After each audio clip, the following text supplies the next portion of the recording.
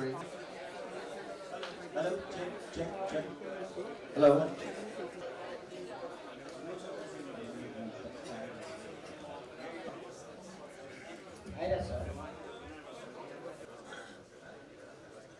Honorable Ministers, distinguished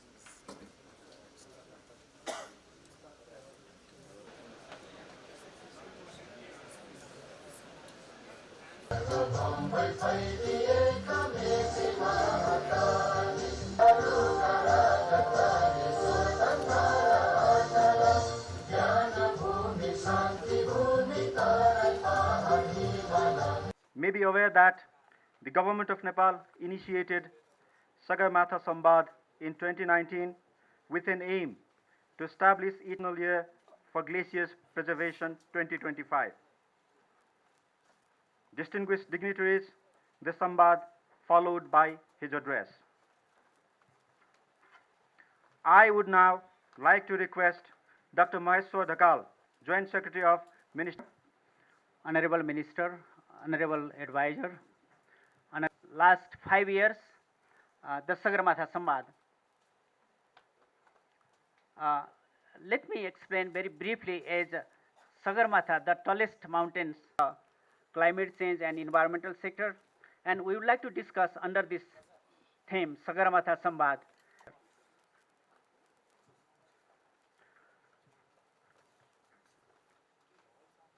Globalization has made the world like a smaller neighborhood. However, the gulf of inequality has not narrowed yet.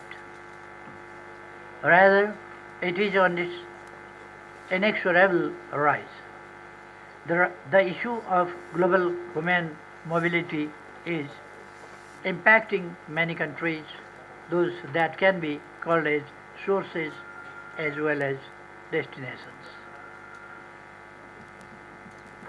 Liberating the bottom billion from the shackles of poverty is still a tall task. Our patterns of consumption and production are not sustainable at all. Many industrialized countries have enriched themselves at the expense of nature. Such trends have also exacerbated the issue of climate change. Disasters induced by erratic climate have cost many lives and made the road to development even costlier. Long story short, we are globally facing polycrisis.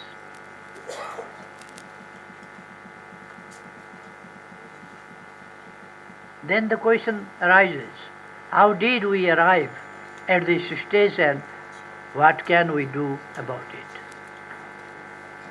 In responding to these questions, I recall the Sanskrit maxim of Vade Vade Jayate Tattvabodha. This means knowledge is produced through discourses. That underscores the value of deliberations to distill the truth. This is my conviction too. The response to my maladies of today should rest on collective contemplation and shared reflections.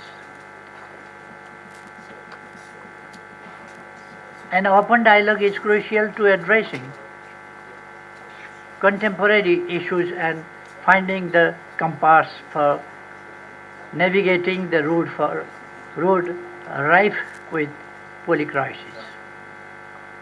It is with this realization that the idea of Sagarmatha Sambad was conceived in 2019.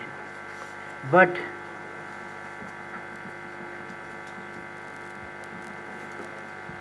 the outbreak of the COVID-19 pandemic stalled our initial plans to host the first edition of this dialogue. Dear all, there is indeed no lack of dialogue forums in the world.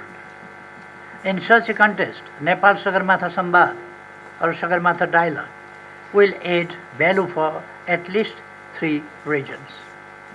First, the domestic success stories of Nepal. While it is easy to succumb to cynicism, we must not forget the gains that Nepal has made in recent years. Our homegrown peace process has much to offer to the world. Through people's participation and representation, we have an inclusive democracy, and we are making our full efforts to make democracy comprehensive across all dimensions. We are trailblazers in women's empowerment and political participation. The hitherto marginalized sections of society are increasingly coming into the mainstream.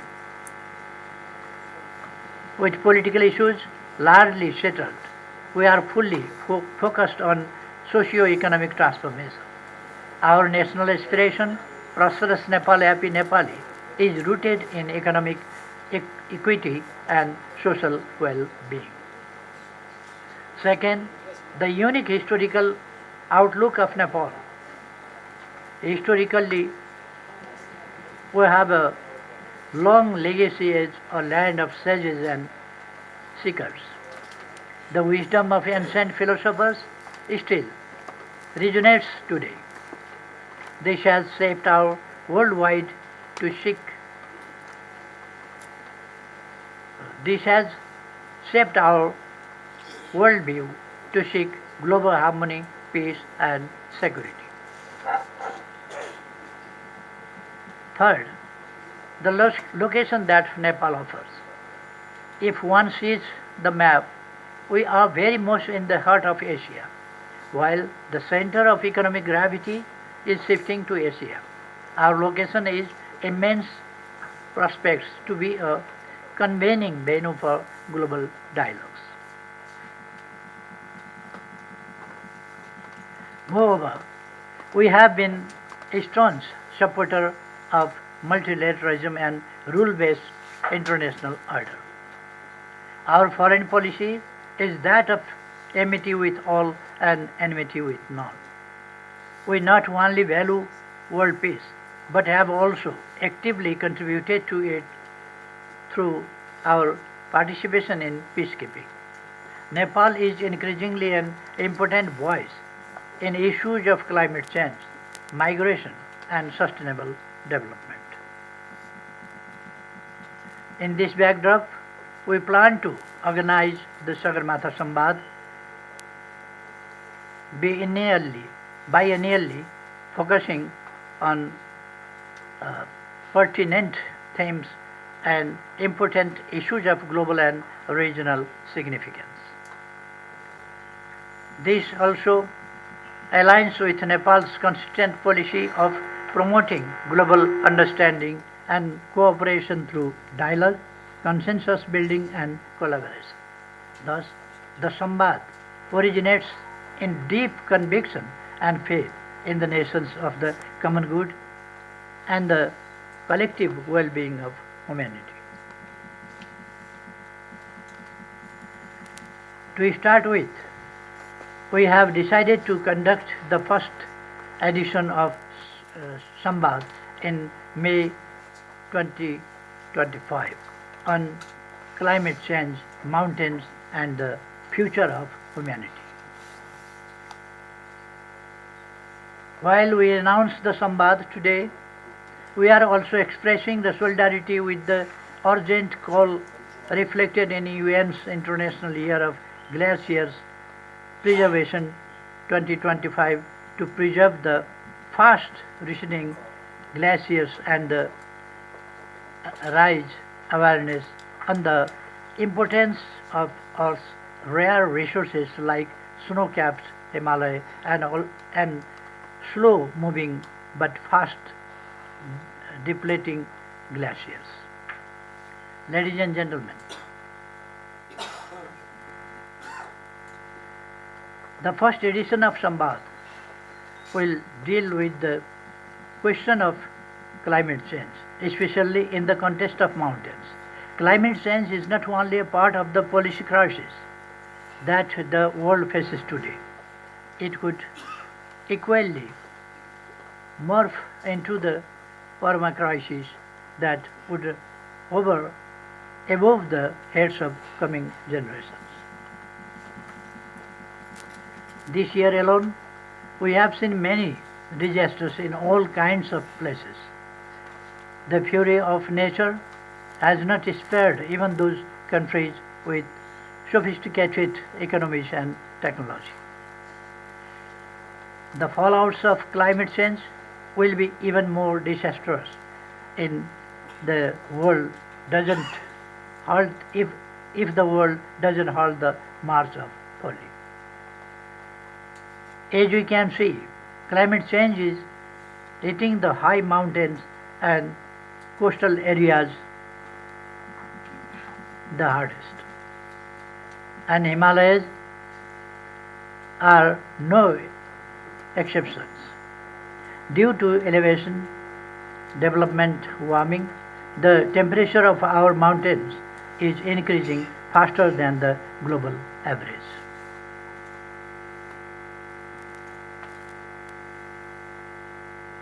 Nepal's snow-capped mountains serve as a natural stabilizer for the planet's climate. The Himalayas are often referred to as the third pole due to their significant impact on maintaining the health of the oceans.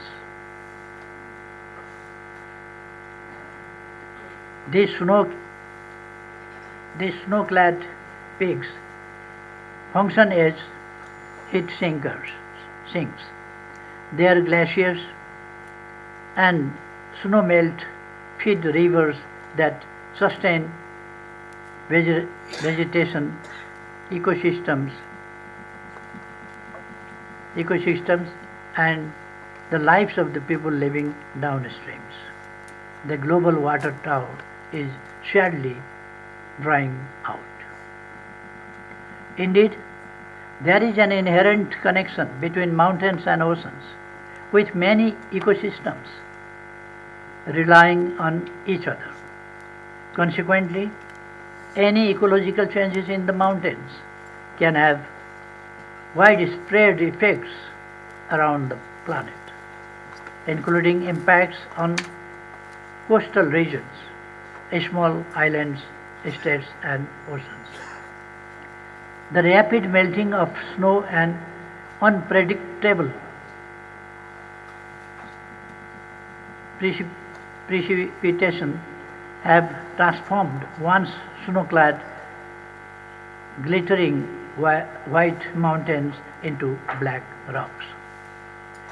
Our naked eyes can see the fast depleting ice coverage in Ganesh, Dorje Lakpa Himal from the roof of the buildings. And the worry is not that the mountains are becoming less picturesque. It is not a question of whether the mountains are still photographic. The very survival of people, societies, and culture is at the stake in the context of climate disasters. What we went through in 2024 in Thame is the Everest region during the glacier lake, in the Everest region during the glacier lake outburst flood, and in Bagmati province during the incessant post-monsoon powering were natural emergencies posing threat to survival, sustenance, and progress of a mountainous country like Nepal.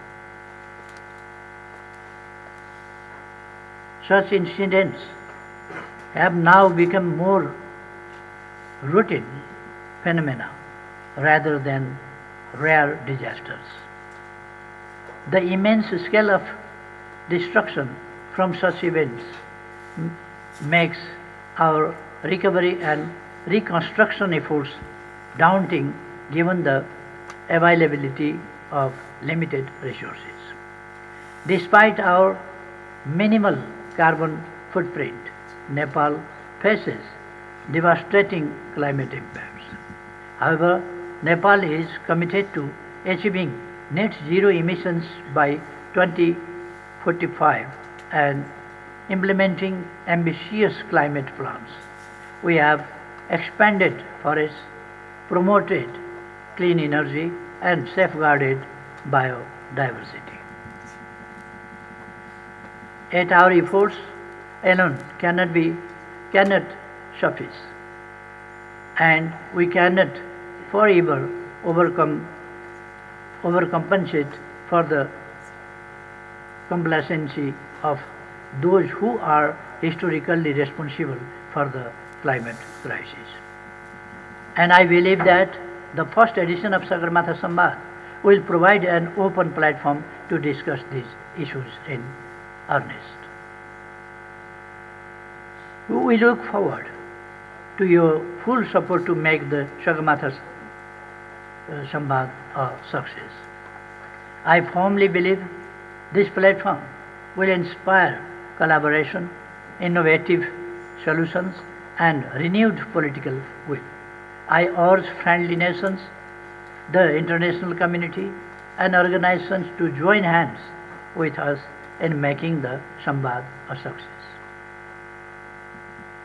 Together we can forge a sustainable and equitable future, a future of resilience against poly crisis. I thank you. Thank you all.